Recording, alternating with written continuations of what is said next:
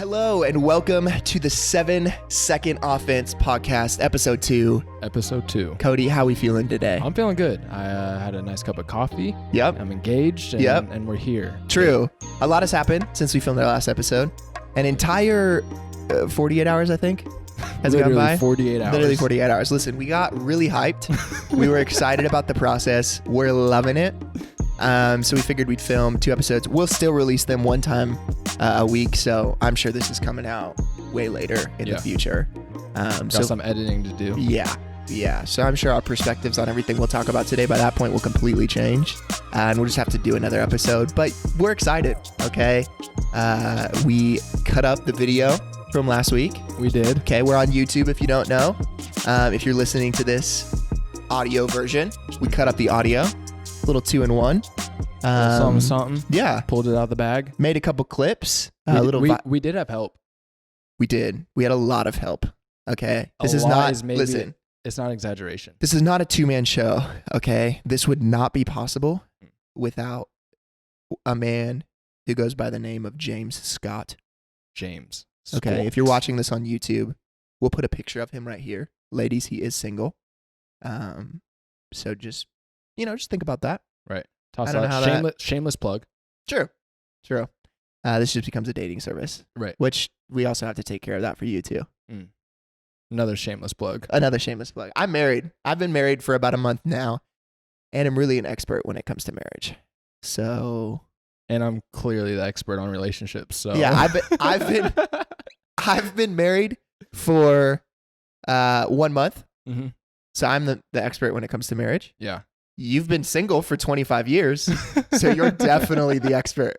Absolutely. Well, you've had some stuff here and there. Right. Just sprinkle in a little stuff. A little dabble into that, a little thump. But we're getting into that later. That's what a lot of today's episode is about. Yep. But Cody, talk to me about, we watched back the footage from last week. We listened back to the audio. We did. What'd you learn about yourself? Yeah, I learned a lot.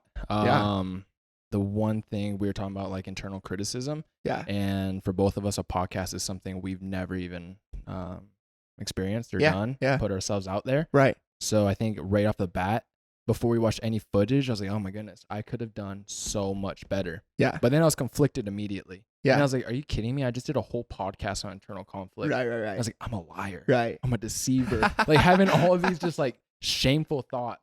Right. And then I really had to move out of that and be like, oh, hold up. Yeah. What am I doing here? Right. Then we got to like running the episode, and I think all 3 of us were like, okay, that was really good for the first episode. Yeah. And then walked into more of like life or speaking life into one another. And, totally. It was good. But I think it's something I'm still dealing with, internal conflict. Yeah. And being confident in everything I do. True. I mean, it's a struggle for everybody. So I know I learned a lot. The fact that like, obviously having the audio, you learn stuff about mic technique and like that type of stuff. Having the video is like a whole nother thing. Game changer. Because it's like you watch yourself back and you're like, I'm a giant idiot. Also, editing through the audio and the video, I've never like spent that much time listening to myself talk before. Yeah. I mean, I preach on like a consistent basis, but even that, like it's tough for me to like listen to stuff. So this was like the first time in a while where I just like listened to my conversation. Mm-hmm. So that was definitely a weird experience. I think it was you or it was Jimmy made the point, oh, now I understand why people have editors. Yeah. Oh, for sure. Because why do you want to sit here for 2 hours and listen to yourself? For sure. Yeah. Yeah. So definitely understand better, not completely, but better the whole process of like the podcast situation. So we're learning consistently. And plus, I think, at least I do, and I'm sure you do too, want to continue to talk about that process because I know there's people out there and we're big proponents, obviously, why we did the last episode of like, if you're going to create, just do it. Yeah. So we can share our experience with you. So hopefully it helps a little bit in the process. I love what Pastor Mike Todd says. It's not about perfection, but progression. True. And I think that just fits into something along the lines of this as well. Yeah. We are progressing as we do this more and more. Yep. So definitely. Yeah. I mean, I may or may not like change my Instagram bio to like professional podcaster or something at this point. I think I'm going to hit influencer for the one time. I'm an influencer.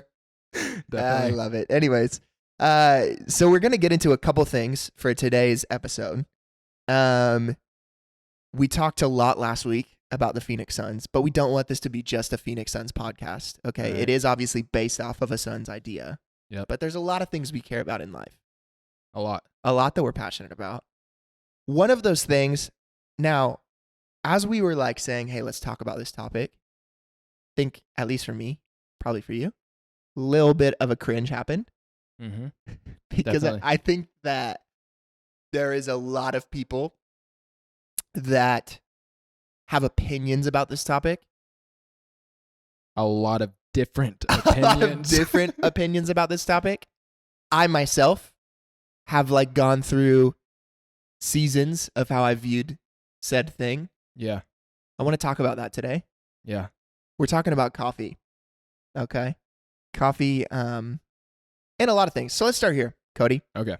What was your first like coffee experience? How like old were you when you started drinking coffee? I wish I had like this cool story to tell. Yeah. Pretty cliche. Yeah. Hated coffee growing up. Okay. Whole entire family has always been coffee heads. Right.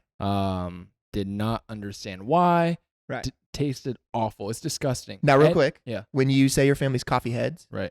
What was like? Was it like? Yeah. Okay. I'm sorry. Keurig. We're fakes. I love you guys. Like drip. No. Like Keurig. Keurig. Okay. Right. Cool. Yeah. Which, hey, that's a real source of coffee for a lot of people. Right. So you do you. We'll get into it. Anyways, continue.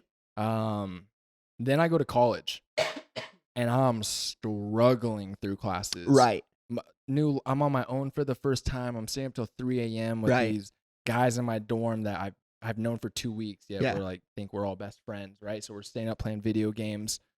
So I started drinking coffee and more so forcing myself to. Yeah. And I went to college in a city called Springfield in Missouri. Yeah. And a ton of great coffee shops are there. Yeah. And through then meeting some people who have grown up there and lived there, I just began to love everything that coffee offered. Yeah. All the way from I love the taste of it now, and then I love even more the experience, even till this day. Yeah. Like I love the taste of coffee, but the experience and the community that it brings.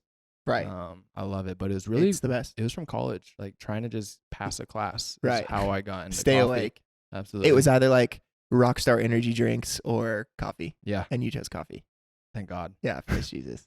Okay. Yeah. So for me, I was born in Costa Rica. Mm-hmm. Coffee is obviously huge in Costa Rica. Okay. They grow it out there. All in like Central and South America, it's very much just like a social drink.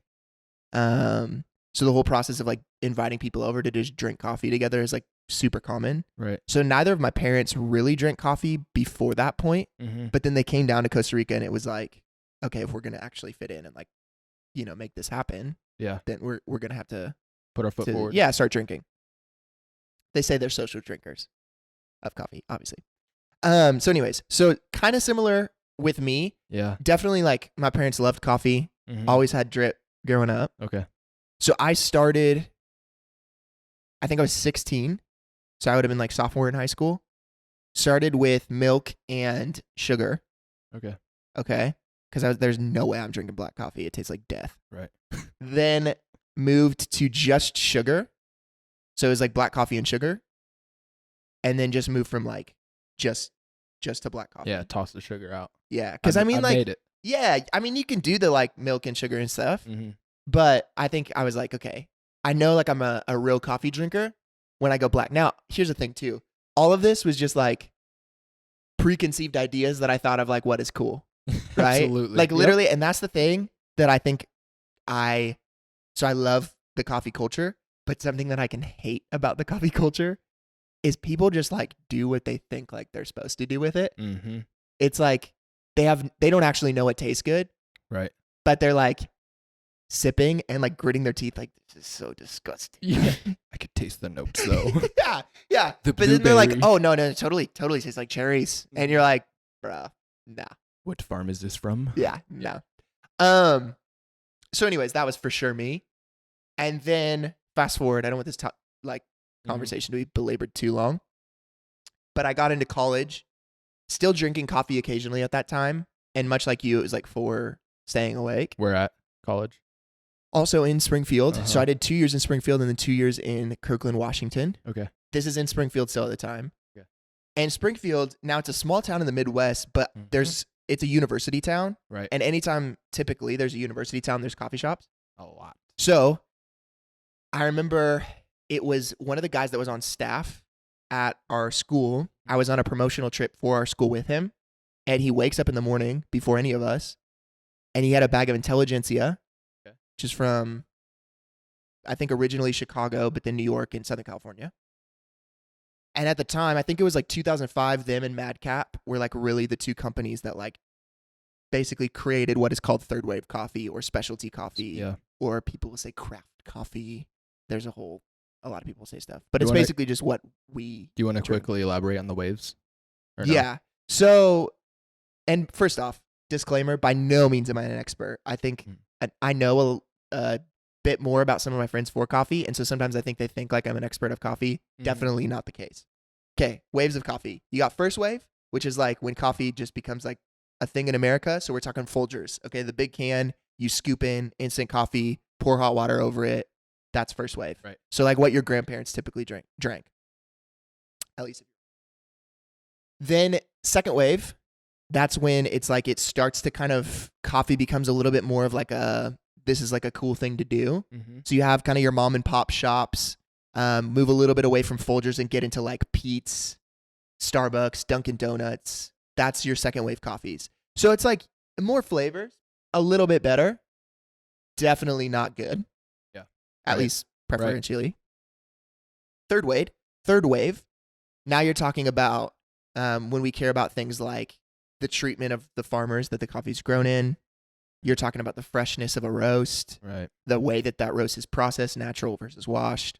A lot of things that factor in to me being able to taste all of the different notes of coffee, right? So those are the three waves. So I guess this is at the time, if you're going to define it by waves, I'm at the second wave up into college. Get there. This guy has a bag of Intelligentsia coffee. He had an AeroPress, which I had never seen an AeroPress before. Yeah. And then he had like a kettle that he was traveling with. So he basically had an extra duffel bag of like what looked like a drug dealer's like paraphernalia. Yeah. But he's like, no, I'm just making coffee. Breaking Bad of the coffee world. Yeah. And I remember he made me a cup because I was curious. And I remember tasting it, and it was like probably one of those moments where I'm like, oh my gosh, I taste whatever. Definitely didn't. But I do remember distinctly, I was like, this tastes better than the stuff that I drink. Like, I was like, I actually like kind of like this. Yeah. Whereas the other stuff, I'm like, oh no, I love coffee. But I'm like, dude, this tastes so bad. Right. You know, that was my experience to get into third wave. And then it was just kind of like self-research from there. A lot of podcasts, which we can link a podcast below. It's called Cat and Cloud Podcast, which granted I haven't listened to it in a while.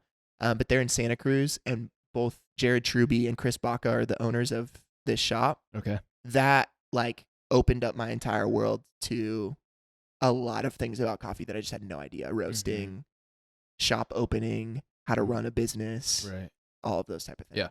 So, yeah. And this is what I wanted to point out too, because we're going to talk about two real quick, and then we're going to get out of coffee and on to the next thing. But the beginning, like a beginner setup, like a good beginner coffee setup, I am under the impression, because there's a lot of opinions on this, I'm under the impression, because I'm a big fan of taking pretentiousness out of coffee. Okay. Because it becomes big, like, it's just big, like, Yeah. oh, you drink Dunkin' Donuts? Yeah. Well, think about what I said at the very beginning about, what's it called? I don't remember. Yeah. But it was like, you know, it's good or it's bad or whatever. I'm a big fan of like, let's just get the best thing for you that you're gonna use. Yeah. Right. Like I could buy my mom and dad a Chemex. I mean, they might use it occasionally, but like consistently, it's just not gonna happen. Yeah. So it's like the best coffee setup for you in the beginning is the one that you use. Now within that, there's some things you can like add and do. Fresh beans, I would say, are huge. If you can get fresh beans, that'll completely change things.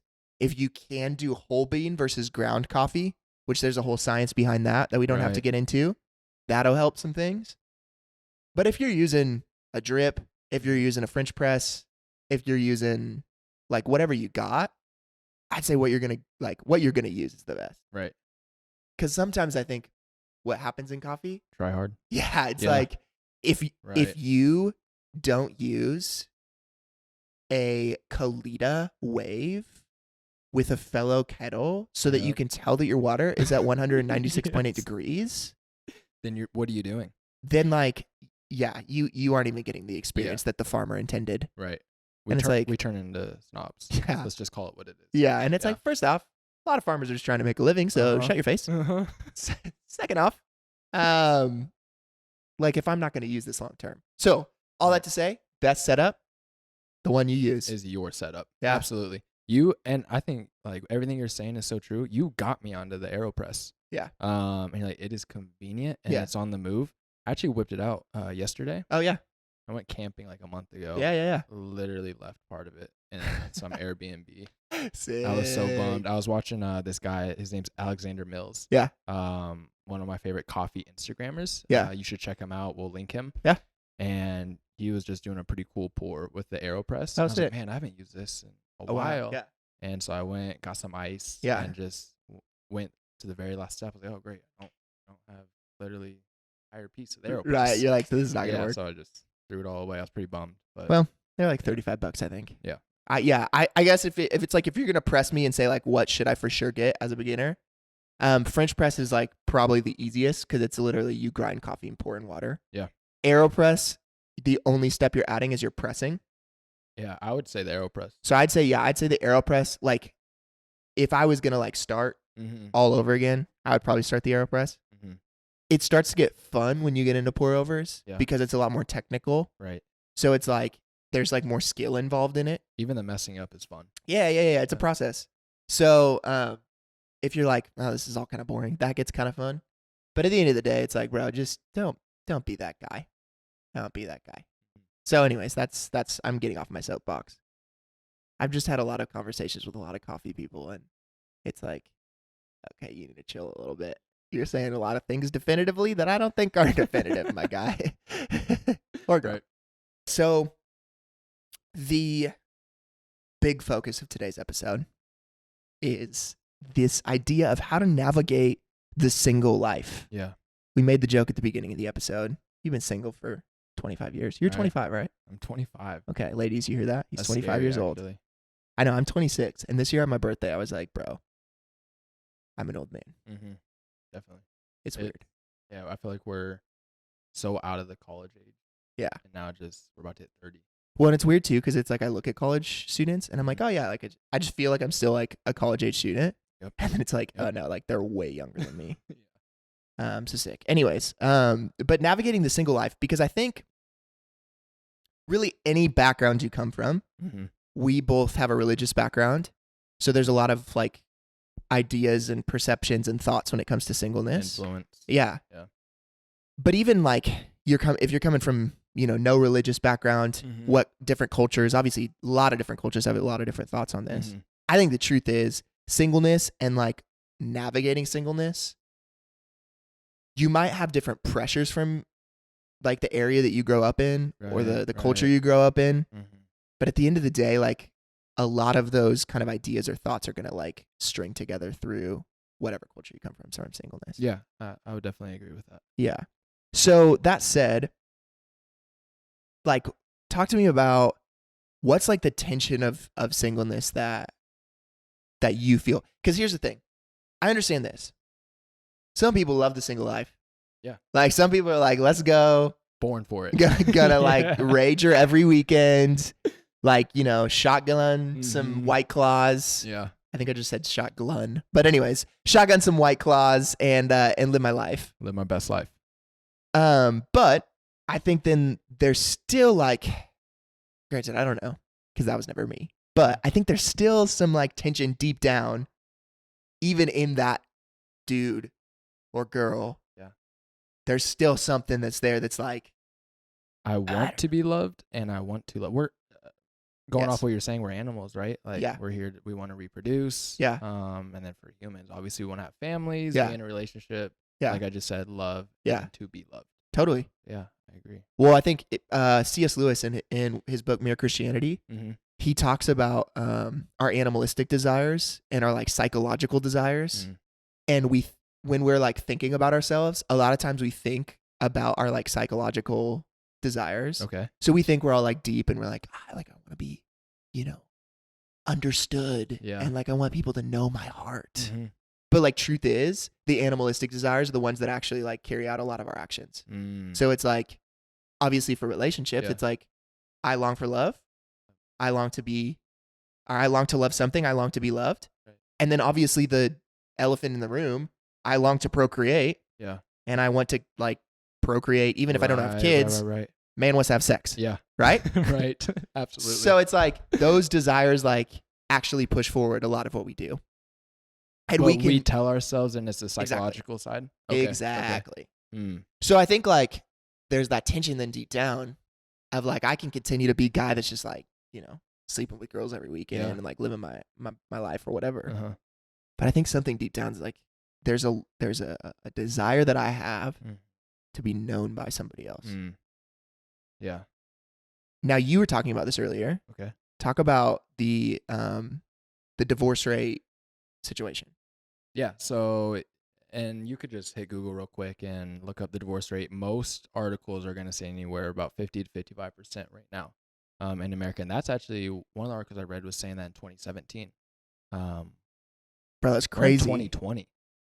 Bro. That's 50% of marriages are going to end up being divorced. Why get married? Yeah, exactly. It's like, and obviously, it just happened. Granted, it was a COVID wedding. Yeah. So we literally just went outside with our families and we're like, well, hey, let's get married. Yeah. So it was much different than. I got de-invited. Yeah, true. Think about that. You did. Yeah. Well, I'm just kidding. There's a lot of reasons that happened. No, I'm just kidding. That's so crazy. I always have that held over you. Right. But I think like, I don't even remember where we were going with this. 50%. 50%. Yeah. Nobody on their wedding day is thinking like half of like people that get to this point, this is not going to last. Done for. Right. For better or worse, for richer or poor, in sickness and in health. Oh, by the way, most of us are probably going to not do any of that thing. Yeah. And numbers don't lie. Yeah. So obviously it's like, bro, if 50% right now are getting divorced, there's no way I'm going to get married. Right. Well, like, what's the point? Mm-hmm. You know what I mean? Yeah. It's going to be a headache long term. Totally.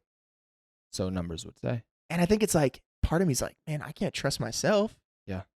Because like in this moment, maybe, like I want to marry so-and-so. But how am I going to know how I want to feel like 4 months, 5 months, a couple years down the road?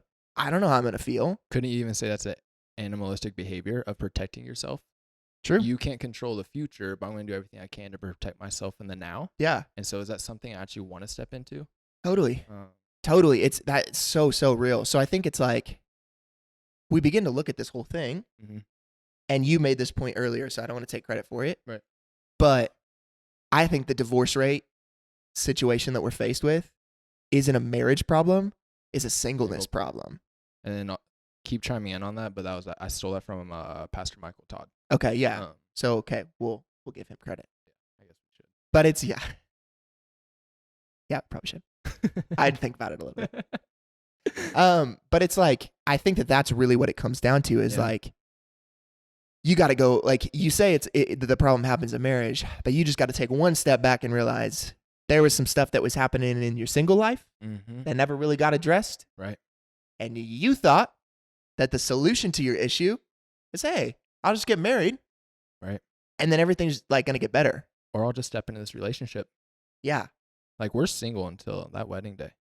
Totally. You're engaged, you're single. Totally. Right? Or am I crazy?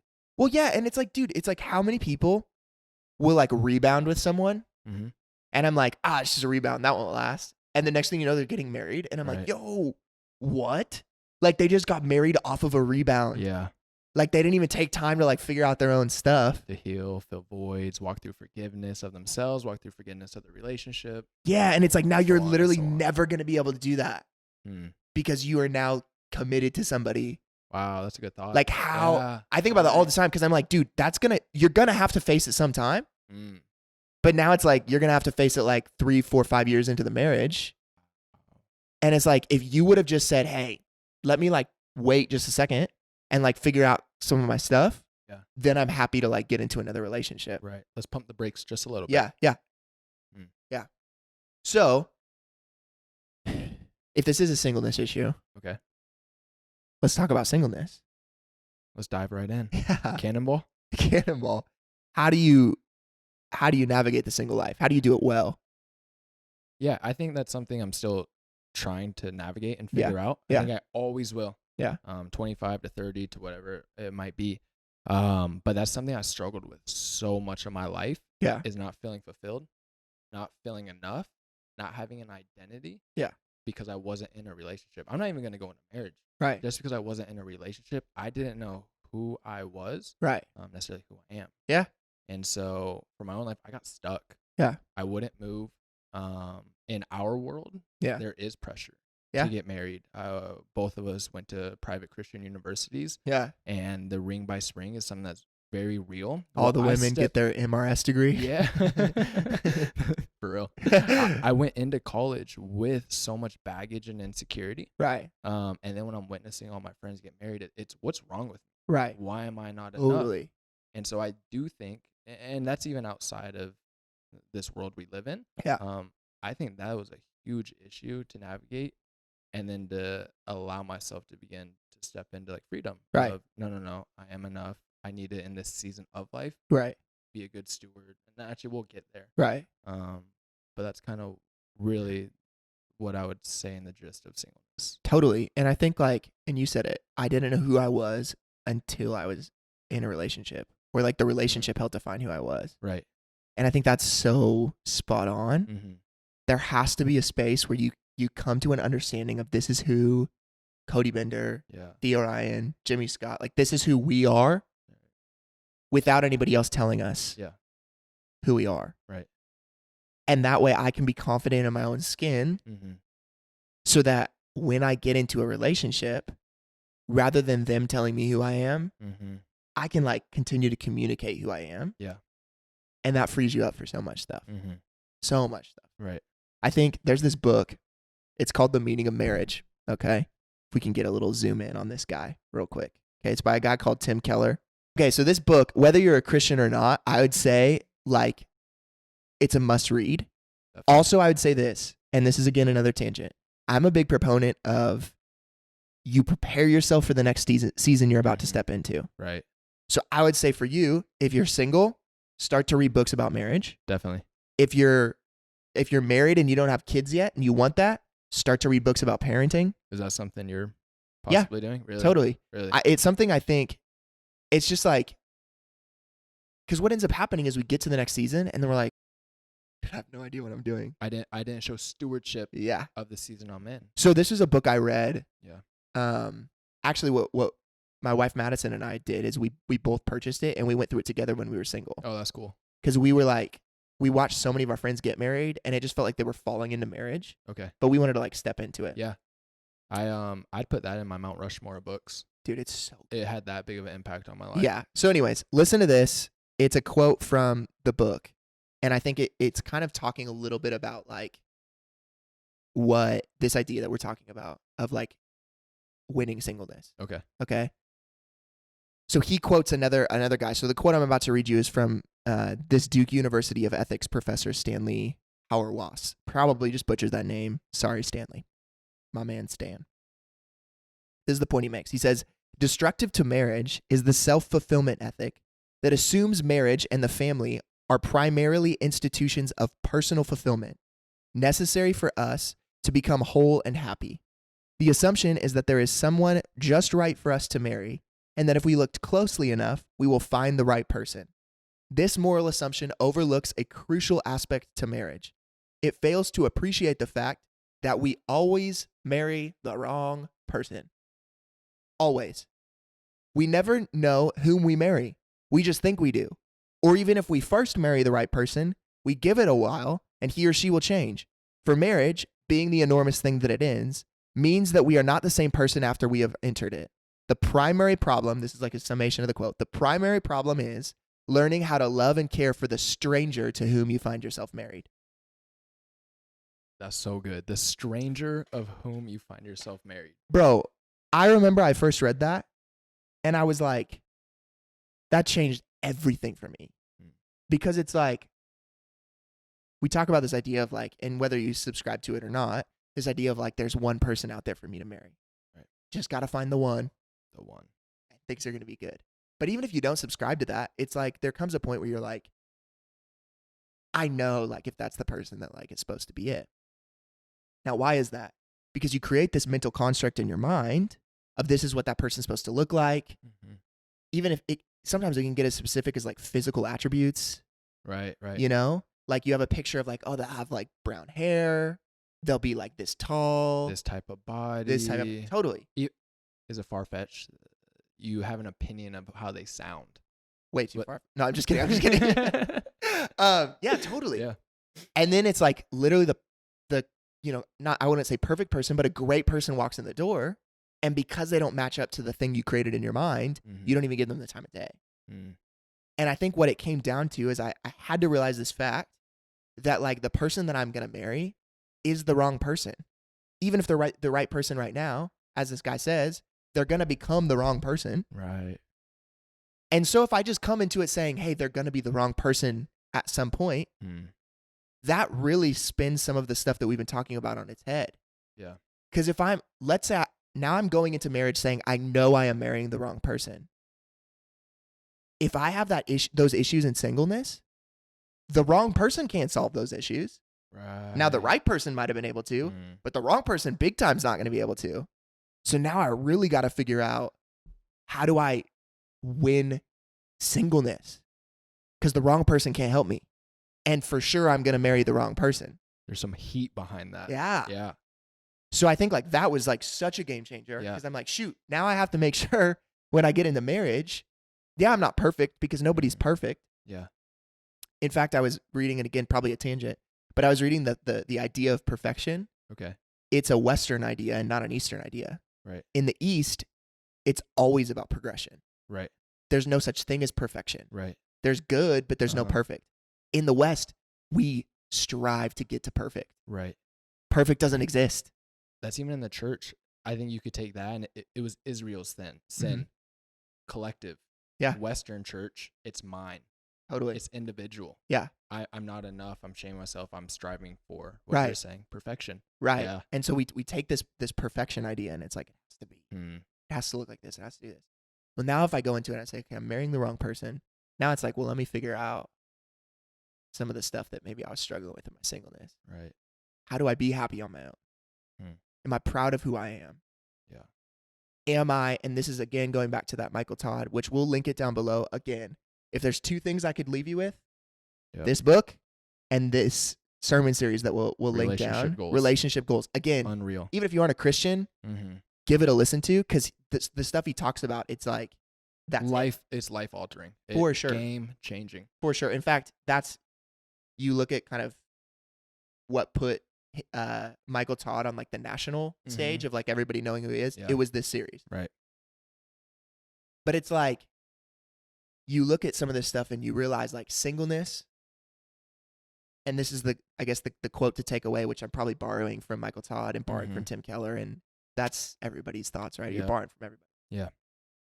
It wasn't until I realized that singleness was something that was going to be with me for my entire life that I was able to actually get married and feel that I was going to be happy in marriage. Because it's like, well, now when I recognize that singleness is a mindset and not just a state of being, I'm always trying to improve myself. Right. Like I've always got to have a hobby that I can work on. I always have a whatever it is that like is making me better. I'm always improving myself, so that even if the person that I'm married to, if they aren't giving me what I quote unquote think I need, I still am doing my own thing. That now this person can partner with me in. Right. I think it's like, and we talked about this in friendship. I think the reason we have such a great friendship is not that we look at each other to fulfill needs. Right. Is that we're looking in the same direction. Okay. Towards what we want out of life. Right. And those two things kind of come together, and now we're running in the same direction. Yeah. You aren't running at me. I'm not running at you. We're running in the same direction, and now we're just hitting the same stride and going the same direction. Right. I think that's what the best marriages have, is two people that understand I am a single individual before I'm a married individual. And this has happened with Madison and I, even to this point. We've gotten in, big fights or whatever. Right. But I walk away from those fights still saying like, and now again, this is where I start to speak probably from a Christian perspective.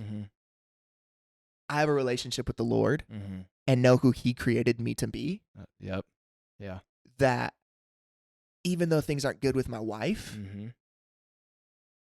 I can still be okay as a person. Right. Now you talk about, you don't want to go to sleep on your anger versus like that. You don't just let, bad stuff happen. Right. But there comes a point where there's still some of me that's like, I'm not devastated and like, oh my gosh, I married the wrong person. I'm stuck. What do I can still like be okay at the end of the day. Yeah. It's what, there's a psychologist in the Midwest and someone who I hold really dear to my heart, Caleb Boston. Yeah. And, it's one of those conversations that you have and it's life altering.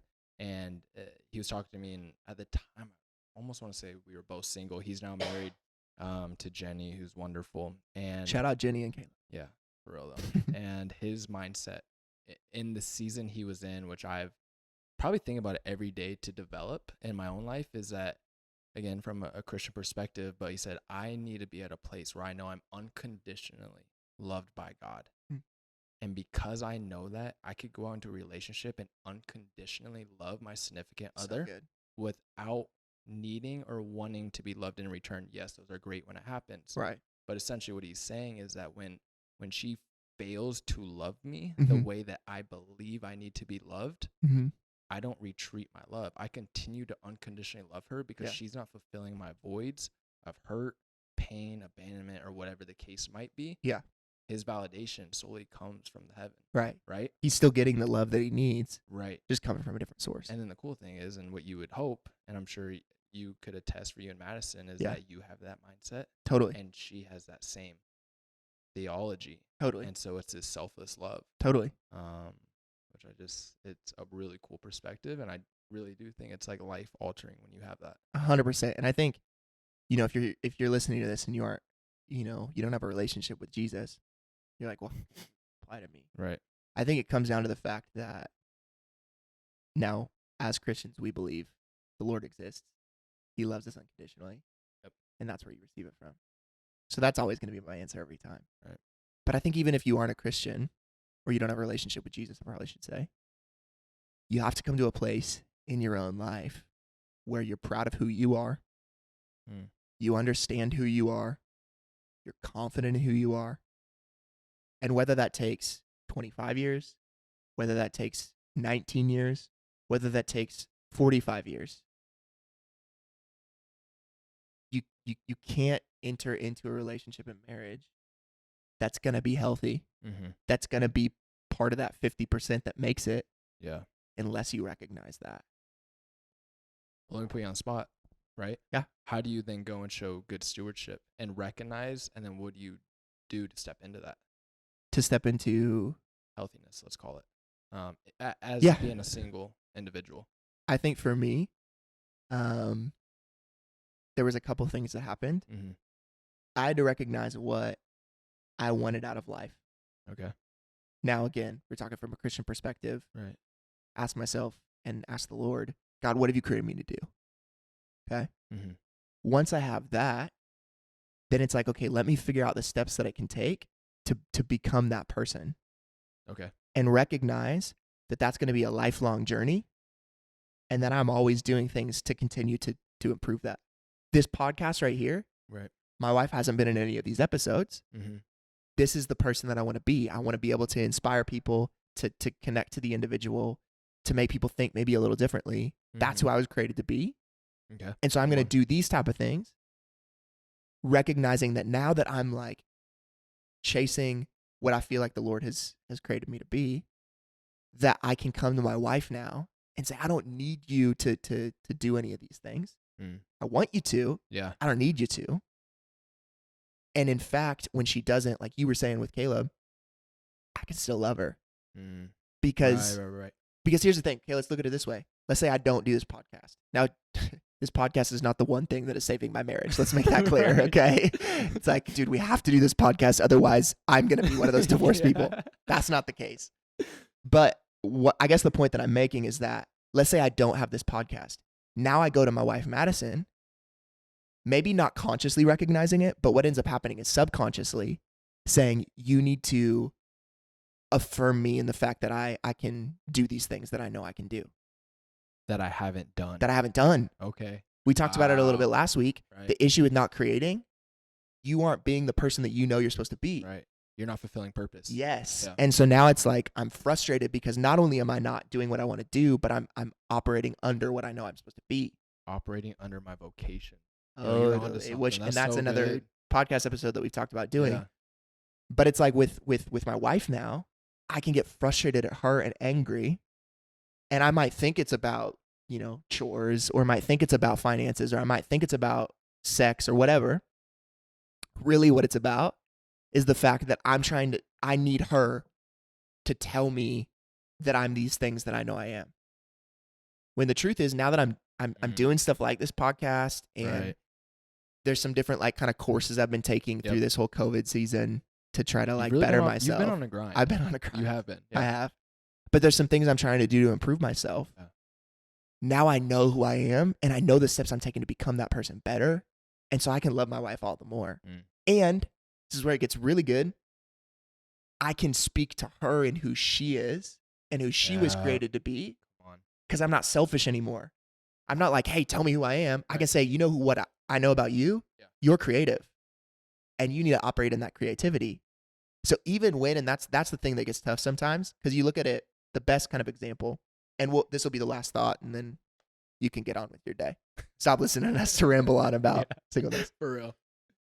I think the best example is you look at two planks that are leaning against each other, right? And that's a healthy marriage. Okay. If one of them is removed, you fall over. Right. If the other one's removed, obviously it falls over. That's a really, really scary place to be. Because, and maybe let me elaborate. Let's say that okay, let's talk about sex. Okay. Let's do it. That way we can clickbait this podcast episode. And I'm like, let's talk about sex. I've been waiting to talk about this. I guarantee my eyes when you go and watch the video got big. Ooh, sex. Let's talk about sex. Okay, let's say that I want to have sex with my wife. If I don't tell her that, the reason that I would not tell her that is because I'm trying to stand up by myself, because it's safe. If I don't put myself out there, you're not vulnerable. I'm not vulnerable. The moment that I tell her, hey, I want to have sex, kind of horny, I lean out. If she's not leaning there to catch me, I hit the ground. Right? Right. So this is why it's difficult, because I have to assume that my wife loves me enough to be leaning there to catch me. But now we're both leaning on each other. Okay? There's vulnerability involved. Whereas so many times we try to stand up on our own, and this is all talked about in this book. This is why you have to read this book, okay? You try to stand up on your own. If you're both standing up by yourself, right? You're both like, oh, I'll just do my single thing and whatever. That's not love.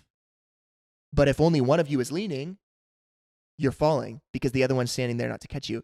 It involves vulnerability from both sides. And so how many times that happens, and then you just stop, continue to go and stand. Totally. Or, man, last time I told her what I thought, I fell. So why would I do that again? Right.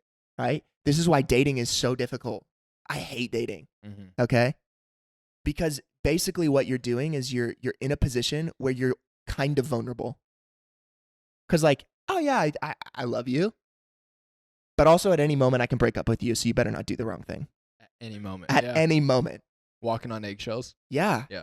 So you're like, oh, I want to process everything with you. But also, I know that I need to process if this is the person I'm supposed to marry. And I can't talk to you about that because that's like, you could get hurt.